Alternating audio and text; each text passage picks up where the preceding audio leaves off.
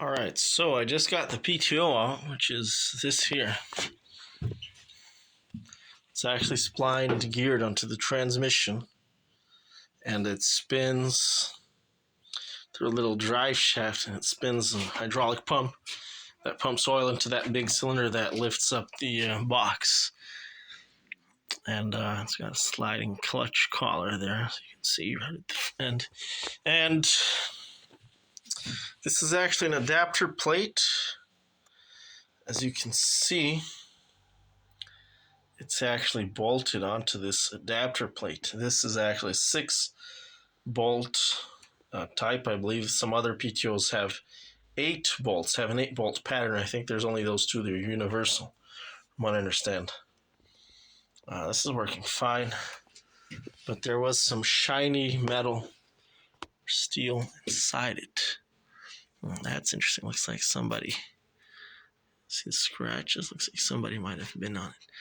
And I don't know if you can see, but it's got shiny stuff everywhere on it, but it's gears are like new on it. And by removing this, the bottom of the transmission is now flat, and that's pretty essential for transmission removal. That thing is like really awkward in the way. And I'll probably use this pump cart here to support the transmission. And now that this is out of the way, we can actually look inside the transmission. So here's the actual hydraulic pump. And there's the drive shaft, and PTO goes on that end.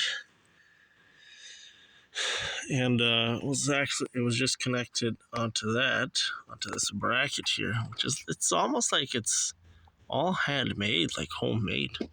Very high quality, of course, but my understanding is that these trucks never came from the factory. Like, there was never a dump truck factory, for example.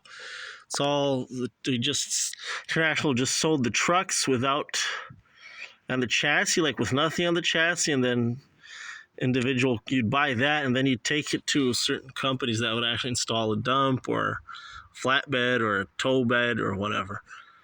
But anyways, it was very easy to remove, so very happy about that.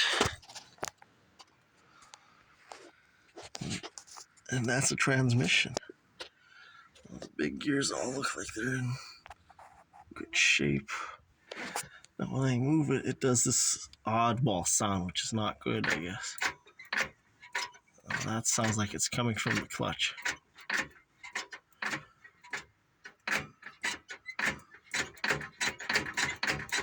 That can't be good. But at least the gears are good. I think it looks good on that side. No metal clunking sound, that's a bit weird. Couldn't open the clutch plate here and inspect it, but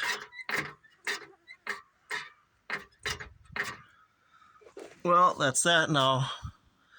Now I have to remove, I think we're done here now. I don't know I might have to remove this bracket here, which it's behind the fuel tank, so it might involve actually loosening the strap. Well, one is broken off. Loosening this strap, which will probably mean breaking off because it's seized. Moving the fuel tank over there, and we'll have to replace these straps. And then probably, I don't know if we'll hope that strap comes off. If not, the bolts, we might just have to cut them off, which will mean that I use a plasma cutter or buy a propane oxygen torch, which will not be easy either.